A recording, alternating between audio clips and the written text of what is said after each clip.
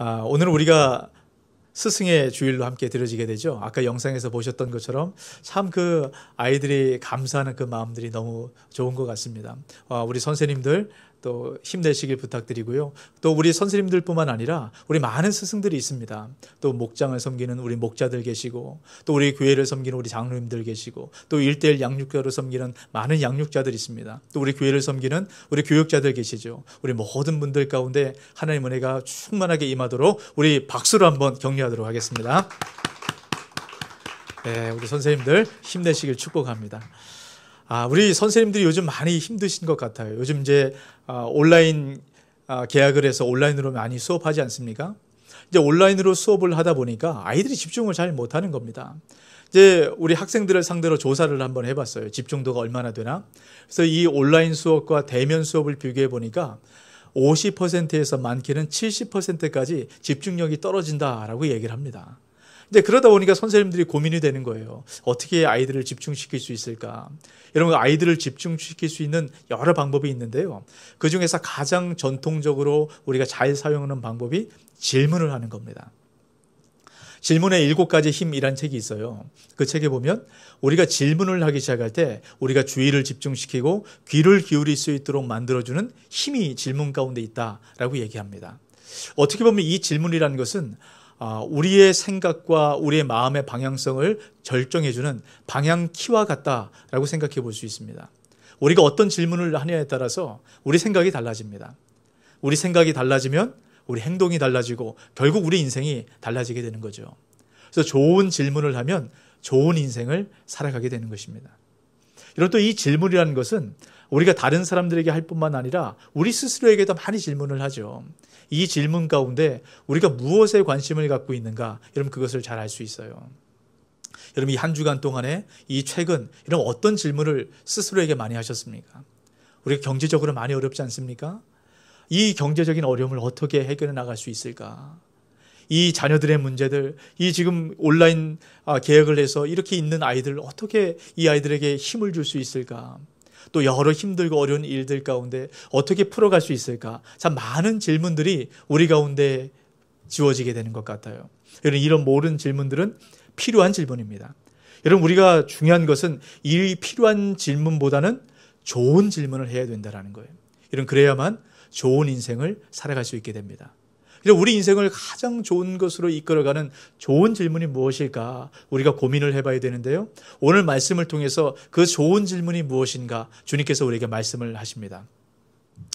여러분, 시편 15편 말씀을 가만히 살펴보면 이 시편 15편은 세 부분으로 나눠져서 사용이 됩니다. 1절부터 5절까지 짧은 말씀인데요. 그럼 1절 말씀에 보면 질문에 대해서 이야기를 합니다. 그리고 2절부터 5절 상반절에는 이 질문에 대한 답에 대한 이야기가 나오고요. 또 5절 하반절에는 그 결과가 무엇인가, 이렇게 구분이 되어져 나누어져 있습니다. 이 시편 15편 말씀은 예루살렘으로 예배를 드리러 가는 순례자들이 이 순례길을 통해서 서로 가운데 질문을 하는 거예요. 질문하고 답하고 이 계속적으로 반복하면서 예루살렘에 올 때까지 이 질문과 답을 반복을 하는 겁니다.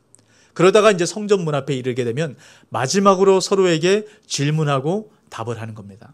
여러분, 왜 이렇게 순례객들에게 이 시편을 통해서 질문과 답을 반복하게 할까요?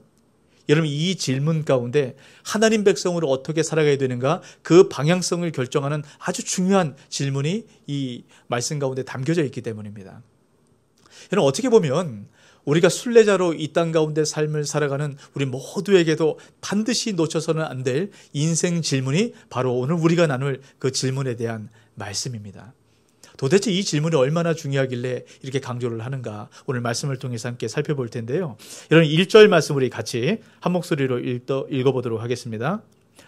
여호와여, 주의 장막에 머무를 자 누구오며 주의 성산에 사는 자 누구오니이까? 여러분, 이 질문을 보면 두 가지로 되어 있죠. 주의 장막에 살 자가 누구이고 주의 성산에 살 자가 누구인가, 이 두 질문으로 되어 있습니다. 이런 주의 장막이 뭔가요? 주의 장막이라는 것은 하나님께 예배를 드리는 이 성막을 이야기를 할 겁니다. 주의 성산이라는 것은 그 성막이 있는 예루살렘의 산을 이야기를 할 거예요. 이런 어떻게 보면 주의 장막과 주의 성산은 하나님께서 그곳 가운데 임재하시고 함께 계시는 하나님의 집이라고 생각해 볼 수 있습니다. 근데 오늘 말씀해 보면 같은 의미를 얘기하는 것 같지만 이 의미를 조금 다르게 표현을 하고 있습니다. 여러분, 주의 장막에 머무를 자라고 표현을 합니다. 주의 장막은 머무를 자라는 표현을 사용하고 있고요. 주의 성산은 사는 자라는 표현을 사용하고 있어요. 여기서 머무른다라는 표현은 오랫동안 그곳에 거주하는 것이 아니고요. 우리가 여행을 할 때 잠깐 머무는 것처럼 이런 일시적인 머무름을 이야기를 합니다. 이런 반면에 사는 자라는 이 표현은 일시적인 머물음이 아니라 계속적으로 지속적으로 영원히 머무는 곳이라고 이 말씀을 이야기를 하고 있는 거예요. 이 말씀을 통해서 우리가 내세의 삶과 현세의 삶을 다 아우르고 있는 여러분 이 말씀을 이야기를 하는 겁니다. 여러분 먼저 주의 성산에 사는 자 누구인가라고 이제 질문을 하고 있습니다. 여러분 이 질문은 무엇입니까? 우리가 이 성산에서 아버지의 집에 살 자가 누구인가라고 질문을 하는 거예요. 다시 말하면 우리가 죽어서 천국에 이르게 될 이런 그 이야기를 지금 말씀하고 있다는 겁니다. 이런 히브리서 11장 16절입니다. 그들이 이제는 더 나은 본향을 사모하니 곧 하늘에 있는 것이라. 이러므로 하나님이 그들의 하나님이라 일컬음 받으심을 부끄러워하지 아니하시고 그들을 위하여 한 성을 예비하셨느니라. 여러분 히브리서 11장은 믿음장 아닙니까? 이 수많은 믿음의 선배들이 이 땅 가운데 나그네로 살아갈 때 너무너무 힘들었어요. 많이 힘들고 어렵고 서름을 당하고 이 고통을 당하는 이 삶을 여러분 이들이 어떻게 이겨나간 줄 아십니까? 그들이 거하게 될 그 아버지의 집을 바라보면서 이겨나갈 수 있었다는 겁니다. 이런 이 땅 가운데 살아가는 모든 하나님의 백성들은 나그네로 살아가는 이 땅의 삶이 아니라 나그네 삶을 마치고 더 나은 본향, 그 아버지의 집에 거하게 된다는 것 여러분 기억하시기 바랍니다. 이런 우리가 바로 그 집에 거하게 되는 거예요. 우리 이 땅 가운데 삶을 살아가지만 우리가 거할 곳은 이 땅이 아니라 더 나은 본향이라는 것 여러분 기억하시길 주 이름으로 축복합니다. 이것을 기억할 때 우리가 더 좋은 인생을 살아가게 되는 것입니다. 저는 이 말씀을 묵상하다가 제가 오래전에 제가 만났던 한 권사님이 떠올랐습니다. 이 권사님은 참 신실하셨던 분이세요. 늘 믿음 안에서 살았던 분이신데 이 권사님이 노안으로 병원에 입원하셨습니다. 제가 시간이 될 때마다 자주 찾아가서 권사님을 뵈었어요. 그리고 이렇게 기도했습니다. 하나님, 이 권사님 어떤 분인지 주님 아시죠? 이 권사님이 그동안 힘들고 어렸던 삶 사시고 늘 주님 앞에 머물렀던 삶 사신 것 주님 기억해 주셔서 다시금 그 기도의 자리로 돌아갈 수 있도록 하나님 은혜 좀 주십시오. 제가 이렇게 간절히 기도했습니다. 그러니까 어느 날 이 권사님이 저에게 이렇게 말씀하는 거예요. 목사님, 이제는 저희를 위해서 기도할 때 기도를 조금 다르게 해주십시오 라고 말씀을 하시는 겁니다. 제가 어떤 말씀인지 들어봤더니 그 권사님 평생의 기도 제목이 있었다라는 거예요. 그 권사님 기도 제목은 잠을 자다가 눈을 떴을 때 그 눈앞에 예수님이 서 계신 것, 이것이 평생의 기도 제목이었다라는 겁니다. 여러분, 이 너무 놀랍지 않습니까? 여러분 한번 상상해 보세요. 우리가 잠을 자다가 눈을 떴을 때 그 눈앞에 예수님이 서 계신 그 모습 한번 상상해 보십시오. 너무 감격적이고 얼마나 큰 축복이겠습니까? 저는 이 권사님의 말씀을 들으면서 너무 감동이 되는 겁니다. 야, 우리가 이렇게 살아야 되겠구나. 내가 앞으로 이렇게 살아야 되겠구나. 우리가 이 땅 가운데 삶을 살아갈 때 참 힘들고 어려운 일들이 있지 않습니까? 왜 그런 문제들이 생길까요? 우리가 거해야 할 그 아버지의 집을 우리가 잊어버리기 때문입니다. 우리가 궁극적으로 들어갈 이 아버지의 집, 더 나은 본향, 이것을 생각하며 살아갈 때 이런 어떤 상황 가운데도 흔들리지 않는 이런 그런 삶 살아가게 되는 거예요. 그래서 우리가 이 질문을 잊어버리면 안 됩니다. 이런 평생의 삶 가운데 이런 서로 질문하시길 바라요. 주의 성산에 사는 자 누구오니까?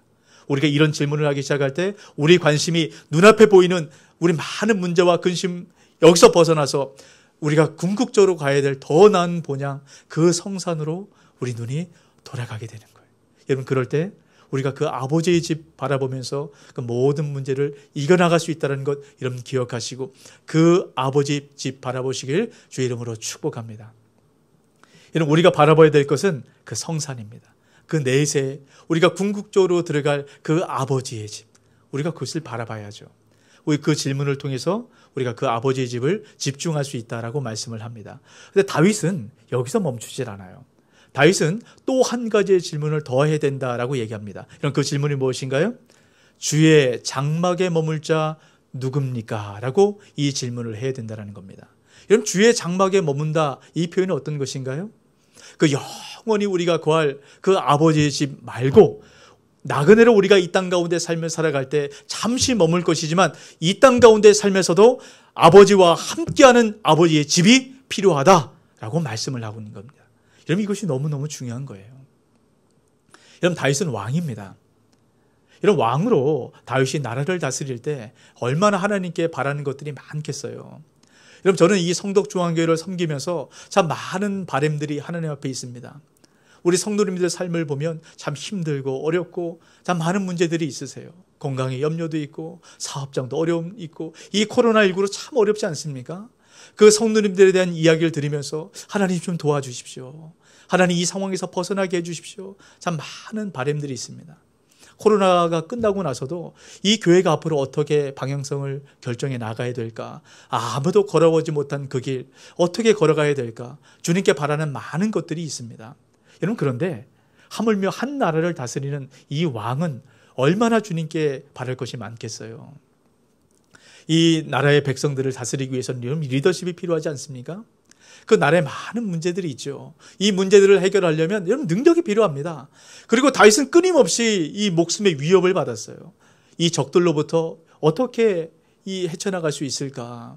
이런 그런 힘과 지혜가 필요했습니다. 여러분, 근데 다윗은 이런 필요한 것들을 하나님께 구하지 않았다라는 거예요. 여러분, 다윗은 이 필요한 것이 아니라 다른 한 가지, 하나님께 그 한 가지를 구했습니다. 여러분, 그것이 무엇인지 아십니까? 시편 27편 4절 말씀입니다. 우리 같이 한번 읽습니다. 내가 여호와께 바라는 한 가지 일, 그것을 구하리니 곧 내가 내 평생에 여호와의 집에 살면서 여호와의 아름다움을 바라보며 그의 성전에서 사모하는 그것이라. 다윗 한 가지 소원이 뭔가요? 하나님의 집에서, 아버지의 집에서 아버지와 함께 거하는 것. 이러면 이것이 다윗의 평생의 한 가지 소원이다라고 말씀을 합니다. 이런 어떻게 보면 이 다윗의 소원이 참 현실적이지 않다, 그런 느낌이 들 때가 있어요. 여러분, 그렇지 않습니까? 여러분, 다윗은 왕이잖아요. 모든 걸 다 가졌어요. 불편한 것이 없습니다. 이 편안하게 살아가니까 다윗이 이렇게 하나님께 한 가지 소원을 아뢰 수 있지, 우리처럼 살아가면 다윗은 못 그럴 거야. 우리 그렇게 생각할 수 있습니다. 여러분, 그런데 이런 고백을 했을 때의 다윗의 삶은 이런 우리 상상과 달라요. 이런 시편 27편 2절 말씀을 보십시오. 악인들이 내 살을 먹으려고 내게로 왔으나 나의 대적들, 나의 원수들인 그들은 실족하여 넘어졌도다. 이런 다윗의 상황이 느껴지십니까? 악인들이 와가지고요, 다윗을 물어뜯는 것 같은 그런 고통의 상황이었다라고 지금 말씀을 하고 있는 겁니다. 이런 27편 10절 말씀도 보십시오. 내 부모는 나를 버렸으나 여호와는 나를 영접하시리이다. 이런 사실 부모는 마지막 비빌 언덕 아닙니까? 그 부모조차 지금 다윗을 버린 그런 상황이라는 겁니다. 이런 사방으로 우겨쌈을 당하고 아무 소망이 없는 이런 그런 상황이에요. 그런 상황에 다윗이 다른 필요한 것을 구한 것이 아니라 하나님의 집, 그 집에 내가 머물고 싶습니다. 이런 어떻게 다윗이 그렇게 구할 수 있었을까요? 하나님의 집이 도대체 뭐길래? 이런 시편 27편 5절 말씀 같이 한 목소리로 읽습니다. 여호와께서 환난 날에 나를 그의 초막 속에 비밀히 지키시고 그의 장막 은밀한 곳에 나를 숨기시며 높은 바위 위에 두시리로다. 여러분, 다윗이 생각하는 아버지 집은 어떤 것입니까? 어떤 고난과 역경과 환난 가운데도 흔들리지 않는 피난처예요. 그래서 지금 다윗은 그 집에 머물 때 어떤 상황 가운데도 흔들리지 않는 그네가 무엇인지 다윗은 알았던 겁니다. 여러분, 이 마음을 오늘 말씀 가운데도 동일하게 말씀하고 있어요. 이런 5절 하반절 말씀을 보십시오. 이런 일을 행하는 자는 영원히 흔들리지 아니하리이다. 지금 다윗은 뭐라고 얘기하는 겁니까? 아버지의 집에 들어갔을 때 영원히 흔들리지 않는 그런 삶을 살아갈 수 있다라고 말씀을 하고 있는 겁니다. 이런 바로 아버지의 집은 그런 곳이에요. 제가 이 말씀을 준비하는 이 한 주간 동안에 어떤 한 집사님으로부터 연락이 왔어요. 제가 예전에도 여러분에게 잠깐 말씀을 드렸던 집사님이신데 그 남편 집사님이 뇌출혈로 쓰러지셨습니다. 그래서 한 2년여 넘도록 그 집사님이 열심히 간병을 했습니다. 근데 얼마 전에 병원에서 정말 마음을 아프게 하는 선고가 내려졌다는 거예요. 이 집사님이 남편에게 바라는 것은 뭐 일상으로 돌아가는 것, 여러분 그것이 아니었습니다. 그냥 혼자 밥 먹고 혼자 걸어 다니고, 여러분 이걸 우리 다 하고 있는 거 아닙니까? 그걸 원했다는 거예요. 그런데 병원에서 그런 일상의 삶을 살아갈 수 없다라고 선고가 내려졌다는 겁니다. 이런 마음이 어떻겠습니까? 마음이 무너져 내리는 거예요. 그동안 모든 것 다 쏟아부어서 그렇게 남편을 위해서 애를 썼는데 이젠 다 무너져 버린 것 같은 그런 느낌을 받는 겁니다. 여러분 그런데요, 그 상황에서 시어머니가 찾아와서 이혼을 하라는 거예요. 다른 이유가 아닙니다. 이 집사님을 위해서가 아니에요. 그 남편에게 얼마 안 되는 그 재산을 가져가고 싶어서 이혼을 하라고 이야기를 한다는 겁니다. 그리고 남편의 형되는 시아주버니가 찾아와가지고 남편에게 못 받은 돈이 있다고 그 돈을 돌려달라는 겁니다. 그러지 않으면 가압류 딱지를 붙이겠다는 거예요. 그래서 집에 가압류 딱지를 붙였대요. 여러분 얼마나 화가 납니까? 견딜 수가 없는 거죠. 이 집사님이 이 힘든 상황 가운데 견딜 수가 없어서 도대체 어떻게 해야 될까 고민하고 이 법적으로도 알아보고 하나님 앞에서 깊은 시름과 싸움을 했어요. 여러분 그런데 갑자기 어느 순간에 이 집사님 마음 가운데 평안이 몰려오더라는 겁니다. 아주 평안해지면서 그렇게 미움과 분노와 원망이 가라앉는 그런 느낌을 받았다는 거예요. 여러분 이것이 바로 아버지의 집에서 경험할 수 있는 바로 그 은혜입니다.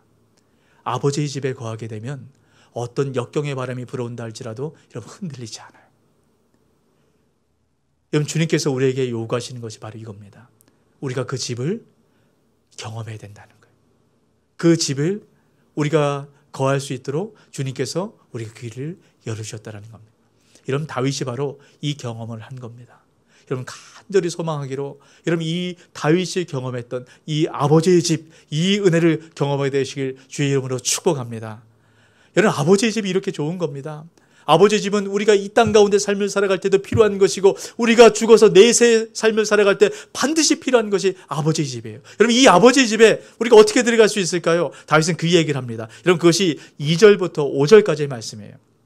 아버지의 집에 들어가기 위해서는 10가지를 행해야 된다라고 말씀을 합니다. 여러분 이 10가지를 행해야 된다 이 말씀을 들었을 때 여러분 떠오르는 한 가지 연상이 있지 않습니까? 바로 십계명입니다. 이런 십계명도 하나님의 백성들이 구원받기 위해서 반드시 지켜야 될 그 율법으로 하나님께서 그 백성들에게 주신 것이에요. 여러분 이 십계명은 두 가지로 나눠볼 수 있습니다. 하나님께 대한 율법과 이웃에 대한 율법, 이 두 가지로 나눌 수 있는데요. 오늘 말씀에서 말씀하는 이 10가지 역시 두 가지로 나누어 볼 수 있습니다. 하나님께 대한 것과 이웃에 대한 것. 여러분 많은 학자들은요, 이 십계명에 대한 이 말씀이 정확하게 일치하지는 않지만 다윗이 십계명을 생각하면서 이 시편을 썼을 것이다 라고 얘기합니다. 여러분 우리가 하나하나 다 살펴볼 필요가 있지만 지금은 시간상 다 살펴보지 못하고요. 우리가 두 가지만 한번 살펴보려고 합니다. 먼저 하나님께 대한 우리가 어떤 행동을 해야 되는가. 여러분 2절 말씀을 보세요.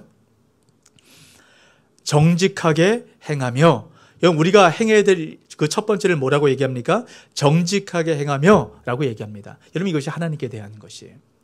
여러분 우리가 정직하게 행하기 시작할 때 아버지의 집에 들어갈 수 있다라고 말씀하는 겁니다. 여러분 정직이라는 것이 무엇일까요? 여러분 사전적 정의로 보면 거짓과 반대되는 올곧고 바른 마음이라고 얘기합니다. 우리가 올곧고 바른 마음을 갖는 것 여러분 너무 중요하죠. 근데 성경에서 말씀하는 건 여러분 이런 것을 의미하지 않습니다. 성경에서 말씀하는 정직이라는 것은요, 이 정직이라는 단어를 히브리어로 타밈이라는 말을 사용하는데 여러분 이것은 흠이 없고 완전하다라는 의미가 있습니다. 여러분 이것을 가장 처음 사용한 것이 노아에게 사용했는데요. 창세기 6장 9절입니다. 이것이 노아의 족본이라. 노아는 의인이요 당대의 완전한 자라. 그는 하나님과 동행하였으며. 여기서 완전한 자 이 말이 타밈입니다. 여러분 노아가 하나님 보시기에 완전했다라고 이야기를 해요. 여러분, 이 완전했다라는 말과 함께 하나님께서 동행하셨다, 이 말이 같이 붙어 있던 것, 여러분 이것을 기억하시고 여러분 마음 가운데 여러분 두십시오. 여러분, 이 말씀을 또 이어서 아브라함에게도 동일하게 사용을 하고 있습니다. 창세기 17장 1절인데요. 아브라함이 99세 때에 여호와께서 아브라함에게 나타나서 그에게 이르시되 나는 전능한 하나님이라 너는 내 앞에서 행하여 완전하라. 여러분, 하나님 앞에서 행하여 완전하라 라고 말씀하고 있습니다. 여기서 완전하다, 이것이 탐임이라는 말이에요. 여러분, 이 하나님께서 아브라함에게 완전하라 라고 말씀하고 그 이어서 하는 말씀이 무엇이냐면 아브라함과 그 후손은 할례를 받아야 된다라고 말씀하는 겁니다. 이 할례를 받았을 때 하나님께서 무엇을 약속하는지요? 창세기 17장 8절입니다. 내가 너와 내 후손에게 내가 거류하는 이 땅 곧 가나안 온 땅을 주어 영원한 기업이 되게 하고 나는 그들의 하나님이 되리라. 이런 하나님 마음이 느껴지십니까? 여러분, 하나님께서 아브라함을 통해서요 완전하도록, 할례를 통해서 완전하도록 이런 그렇게 하신 목적은 다른 것이 아닙니다. 하나님께서 함께 계시고 싶은 거예요. 여러분, 성경의 많은 부분을 찾아보면 완전하다, 이 탐임이라는 말과 함께 하나님께서 함께 계신다는 말이 함께 사용된 부분이 굉장히 많습니다.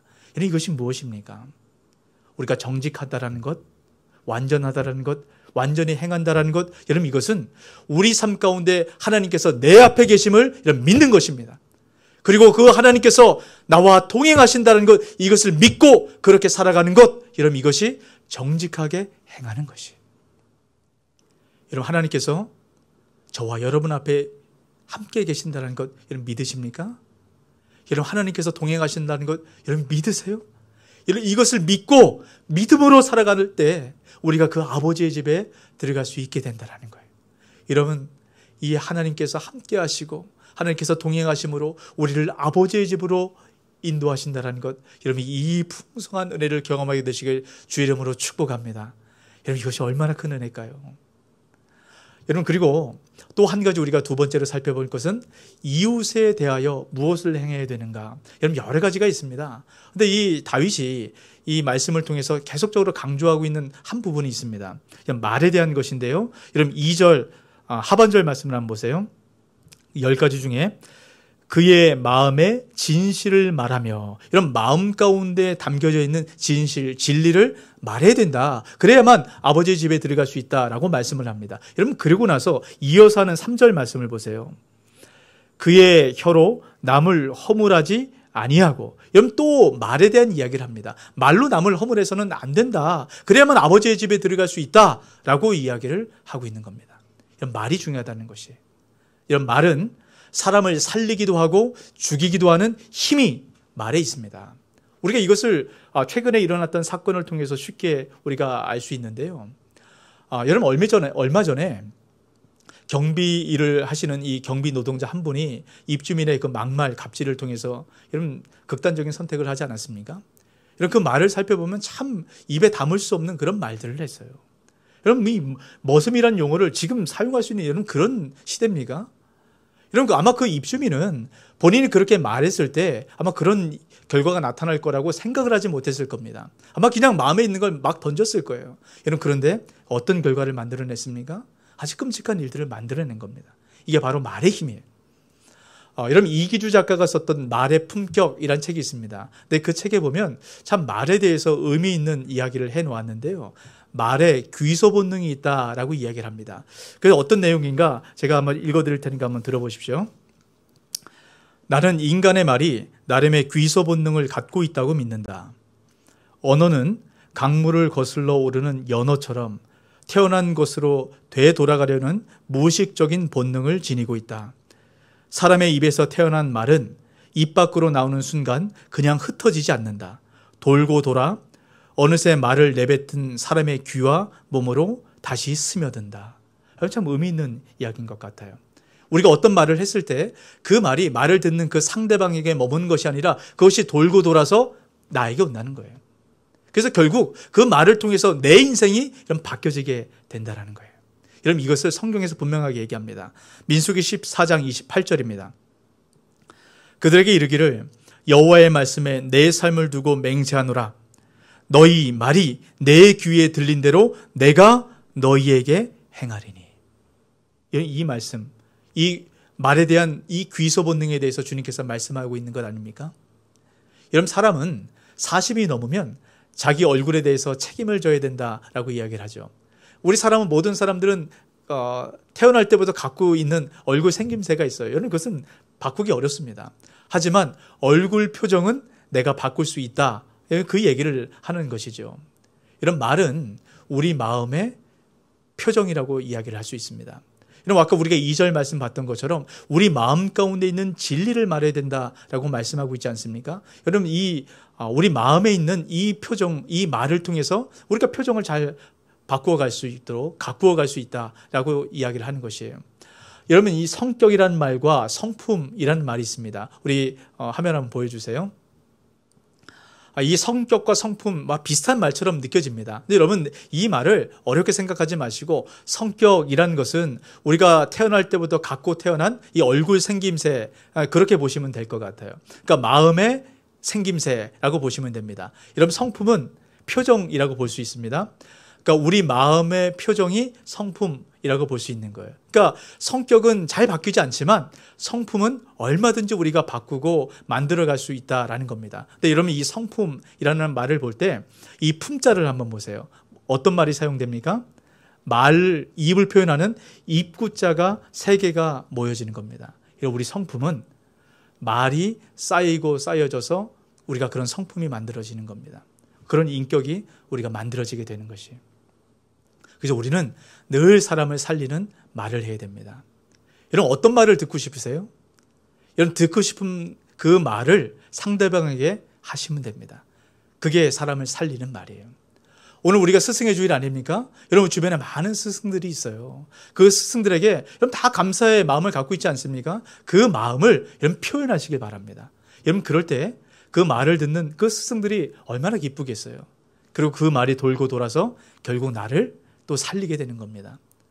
여러분, 또 가족들에게도 이런 그런 좀 말을 하셨으면 좋겠어요. 칭찬의 말, 격려의 말, 위로의 말. 우리 주변에 그런 말이 필요한 많은 분들이 계시지 않습니까? 여러분, 그런 말을 하면 여러분 그분이 살아나고 결국 또 그 말이 돌고 돌아서 나에게 들어오는 겁니다. 여러분, 우리가 이렇게 그 말의 은혜를 경험하기 시작할 때 우리 이 말을 통해서 결국 우리가 아버지의 집에 들어가는 그 은혜를 경험하게 된다라고 오늘 말씀은 이야기를 합니다. 이 말의 축복을 경험하게 되시길 주의 이름으로 축복합니다.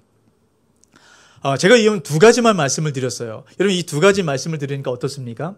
늘 여러분 하나님 앞에 머물러 있는 여러분 그런 삶 사세요? 여러분, 말씀이 늘 살리는 말을 하십니까? 그렇지 못하거든요. 그럼 어떻게 됩니까? 여러분, 이 10가지 일들, 이것이 이제 10계명을 의미한다라고 말씀을 드렸죠. 우리가 이 10계명, 이 계명을 지키지 못하면 아버지의 집에 들어갈 수 없다라고 지금 말씀을 하고 있는 겁니다. 여러분, 그러면 아버지의 집을 포기할까요? 그럴 수 없는 거죠. 아버지 집은 포기할 수 있는 것이 아닙니다. 어떻게든 들어가야 돼요. 여러분, 그래서 바로 예수 그리스도가 우리에게 필요한 것입니다. 여러분, 아버지의 집은 슬픔도 눈물도 근심도 걱정도 없는 것이 아버지의 집이에요. 이 아버지의 집이 원래 우리가 살아가야 되는 바로 그런 곳입니다. 근데 우리가 이 아담의 타락으로 말미암아 아버지의 집에서 쫓겨났어요. 그래서 우리 삶 가운데 문제가 있는 건 아니겠어요? 우리가 다시 한번 아버지의 집으로 돌아가야 됩니다. 근데 어떻게 돌아갈 수 있습니까? 이 아버지의 집은 천사가 불칼을 들고 지키고 있습니다. 여러분, 그 율법으로 완전하게 된 자 아니면 이 불칼에 쪼개지는 거예요. 율법으로 완전한 자 아니면 그 아버지의 집으로 갈 수 없습니다. 여러분, 그래서 예수 그리스도께서 이 땅 가운데 오신 겁니다. 요한복음 14장 1절로부터 3절 말씀을 보십시오. 너희는 마음에 근심하지 말라. 하나님을 믿으니 또 나를 믿으라. 내 아버지의 집에 거할 곳이 많도다. 그렇지 않으면 너에게 일렀으리라. 너희가 너희를 위하여 거처를 예비하러 가노니 가서 너희를 위하여 거처를 예비하면 내가 다시 와서 너희를 내게로 영접하여 나 있는 곳에 너희도 있게 하리라. 요한복음 14장 6절입니다. 예수께서 이르시되 내가 곧 길이요 진리요 생명이니 나로 말미암정고는 아버지께로 올 자가 없느니라. 여러분, 주님께서 하신 일이 무엇입니까? 천사가 불칼을 들고 있어서 어떤 누구도 그 아버지의 집으로 갈 수 없는 그 길을 여러분 예수님께서 열어두셨다는 거예요. 율법의 완성자인 예수 그리스도가 여러분 아버지께로 갈 수 있는 그 길을 열어두셨다는 겁니다. 여러분 다른 길은 없습니다. 근데 우리가 이 길을 가는 것 여러분 힘들어요. 때는 지칩니다. 넘어질 것 같아요. 여러분 하지만 우리가 날마다 이 질문을 하면서 주의 장막에 머물 자 누구오며 주의 성산에 살 자 누구오니까. 여러분 날마다 이 질문을 외치며 그 아버지의 집을 바라보며 믿음으로 한 걸음 한 걸음 주님께서 열어놓으신 그 길을 따라 여러분 걸어가기 시작할 때요, 어느 순간인가 우리 인생 가운데 아버지의 집이 마련된다는 것을 여러분 경험하게 되실 겁니다. 여러분 그때가 되면 그 경험을 통해서 우리의 말이 바뀌기 시작할 겁니다. 우리 행동이 바뀌고 우리의 성품이 바뀌고 우리의 인격이 바뀌고 우리의 인생이 바뀌는 것을 여러분 경험하게 될 거예요. 여러분 그런 삶을 살아가다 보면 어느 순간 우리가 잠을 자다가 눈을 떴을 때 우리 눈앞에 예수님이 계시는 그 영원한 아버지의 집에 우리가 머물고 있는 우리의 모습을 보게 될 겁니다. 여러분 이 아버지의 집에 이 풍성한 축복과 은혜를 경험하게 되시길 주의 이름으로 축복합니다. 아멘. 여러분 이 말씀을 기억하시고 우리 함께 찬양했으면 좋겠는데요. 여러분 우리가 이 땅 가운데 삶을 살아갈 때 여러분 필요한 것이 아버지의 집이에요. 우리 필요한 많은 것들이 있지 않습니까? 여러분 악인들이 우리를 뜯어먹으려 여러분 달려오는 그런 삶을 살아가지 않습니까? 여러분 정말 그 믿었던 사람들이 우리를 배신하고 모른 척하는 이런 그런 삶을 우리가 때로는 살아갈 때가 있지 않습니까?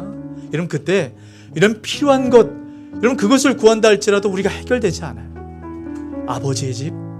아버지의 집을 우리가 들어가야 됩니다. 그럼 그 집을 어떻게 들어갈 수 있습니까?